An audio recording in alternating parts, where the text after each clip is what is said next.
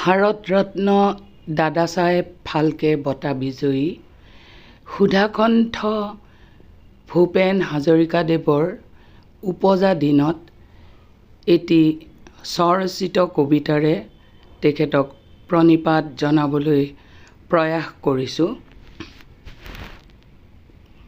কিবা ভুল ভ্ৰান্তি হ'লে ক্ষমা কৰে যেন। কবিতাৰ শিৰোনাম শ্ৰদ্ধাৰ ভূপেন দা। এক বিশাল জনসমাগম হ'ল, নিশাটো যেন দিন হৈ গ'ল। পৰুৱাৰ দীঘলীয়া শাৰীটোৰ দৰে অন্তহীন মানুহৰ গমন অবিৰত। আগবাঢ়ি গৈ থাকিল সিহঁত, সকলো গোট খালে যশ পথাৰত। অপলক দৃষ্টিৰে চাই ৰ'ল, সকলো যেন অবাক হ'ল।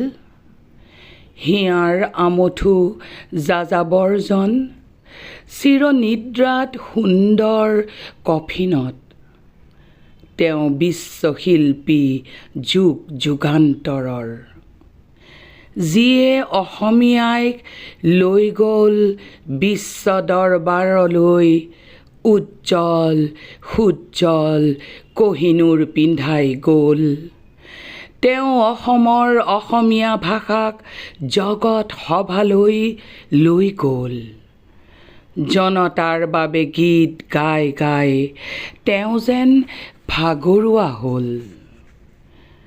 সেয়েহে জনতাই আজি দি গ'ল অশ্ৰু অঞ্জলি তেওঁৰ শয়নত। দগ দগ দগকৈ জ্বলি উঠিল চিতাৰ জুই। জনতাৰ মনত প্ৰশ্ন হ'ল, সকলোৰে মৰমৰ শিল্পীজনাৰ সঁচাকৈয়ে জানো মৃত্যু হ'ল? সঁচাকৈয়ে জানো মৃত্যু হ'ল? সঁচা অৰ্থত ভূপেন হাজৰিকা অমৰ হ'ল। শ্ৰদ্ধাৰ ভূপেন হাজৰিকা অমৰ হ'ল। ধন্যবাদ।